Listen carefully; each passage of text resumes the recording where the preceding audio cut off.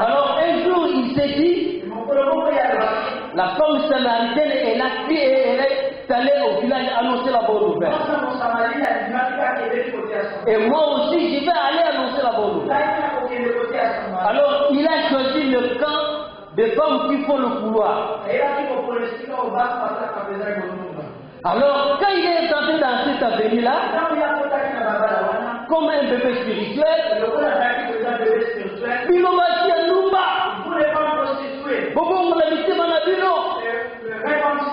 et sinon vous allez avoir des problèmes avec mon Dieu.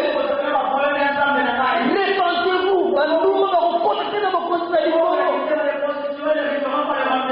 Alors ces femmes-là regardé. Et lui entrait dans le chemin. Et les femmes aussi s'approchaient vers ce petit garçon. On l'a dit petit, aux autres bannis.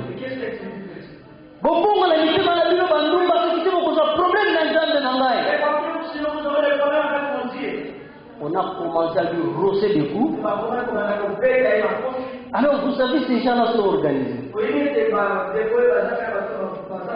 Les chefs étaient un peu plus loin. Et les Camerounais,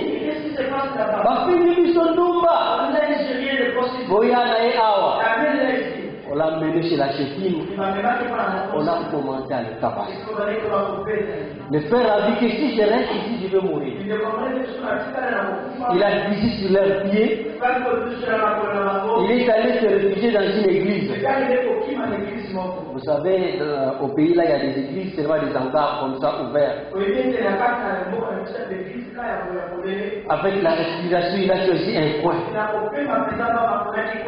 Oh, dis-moi, je suis tellement venu prêcher la bonne nouvelle. Mais comment tu m'envoies la persécution? Mais ça, c'était pas la persécution. Parce qu'il manquait encore la maturité. Il était encore bébé spirituel. L'idée était bonne d'aller prêcher la bonne nouvelle. Mais l'usage qu'il a utilisé, le mot qu'il utilisait, ça lui a coûté très cher. Parce qu'il était encore un enfant. Vous savez, les enfants à la maison font des choses parfois terribles. Et il y a des mamans qui sont même, qui vont à la fin, disent même, mais Dieu, pourquoi tu m'as envoyé de tels enfants? Et il y a aussi des pasteurs qui peuvent dire ça.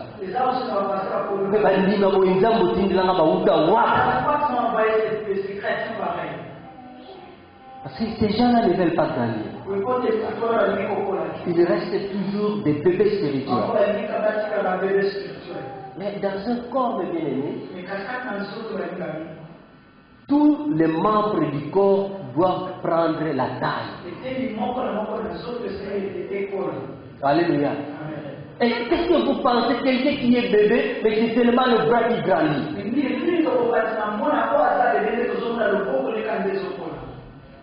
Il y a seulement le bras qui grandit qui prend la taille. Mais depuis qu'il est né, il est toujours bébé. La Bible nous dit Jésus-Christ est croissé à tous égards. Alléluia. Alléluia. Nous avons besoin d'une vie chrétienne qui croisse. Nous ne voulons pas rester des enfants spirituels. Mais on a besoin de prendre des tailles. Ce que nous pouvons avoir, nous pouvons aussi les transmettre aux autres. Mais il faut prendre du temps. Aller à l'école. Tu prends la connaissance. C'est pourquoi de temps en temps dans l'église, les hommes de Dieu préparent des enseignements. Il y a des séminaires pour que les chrétiens ne croissent pas seulement en taille, mais en connaissance aussi. L'apôtre Paul dira encore, je vous ai donné du lait, non de la nourriture solide, car vous ne pouviez pas la supporter. Et vous ne pouviez pas même à présent, parce que vous êtes encore charnel. L'enfance, parfois, c'est une vie charnelle. Il agit encore aux dépendances du Père. Il ne juge pas et ne décide pas. Il n'est pas capable de prendre ses propres responsabilités.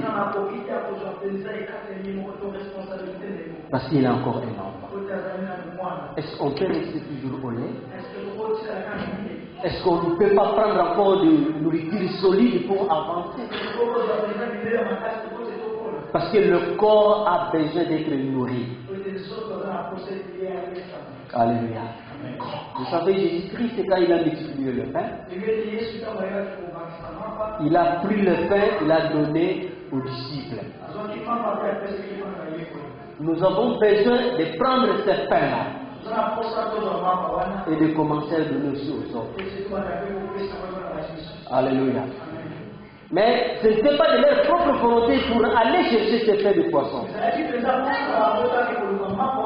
Mais Jésus-Christ les a donnés afin d'aller distribuer. Alléluia. Est-ce que nous pouvons accepter que Jésus-Christ nous donne la parole? Et qu'à notre tour aussi nous pouvons le distribuer aux autres?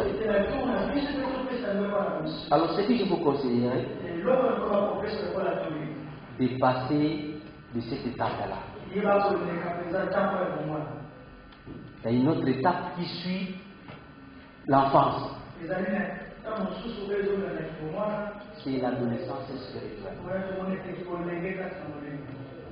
J'avais bien précisé que l'adolescence, c'est l'âge charnière. Et c'est l'âge qui unit de l'adolescence à la majorité spirituelle. J'ai aussi dit que l'adolescence est l'âge de turbulence. Et je suis encore plongé dans la parole de Dieu. Je me suis dit aussi, l'adolescence c'est comme une pédagogue. C'est-à-dire que c'est l'ensemble de lois qui nous amène vers la majorité spirituelle. Cette étape, c'est l'étape qui nous aide à réussir ou à échouer. En conclusion, je dirais que c'est l'âge de l'orientation. Quand je dis l'âge de turbulence, je crois ceux qui ont des enfants qui ont atteint l'âge d'adolescence, ils peuvent de vous le témoigner. Les bouches des parents se sont élargies. Ils ne cessent de prodiguer et de dire des conseils aux enfants. Parce que l'enfant, il est là, il bouge partout, il fait tout ce qu'il veut. Si les garçons, ils voient déjà qu'il est déjà un homme.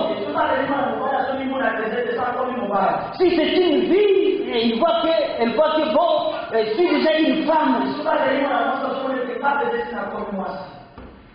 Mais ce n'est pas encore le moment.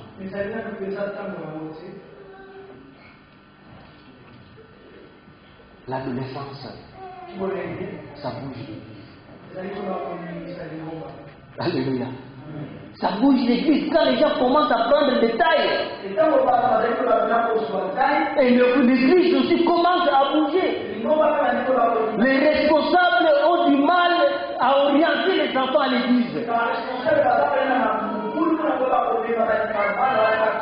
Écoute, pasteur, moi j'ai reçu une révélation. L'autre dit que Seigneur, pasteur, moi, le Seigneur m'a parlé.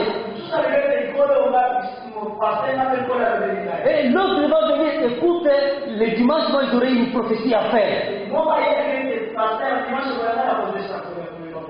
Si ce serviteur n'est pas venu, il n'a pas réussi la parole au milieu du Seigneur, il va commencer à travailler comme un fonctionnaire. Alléluia. Amen.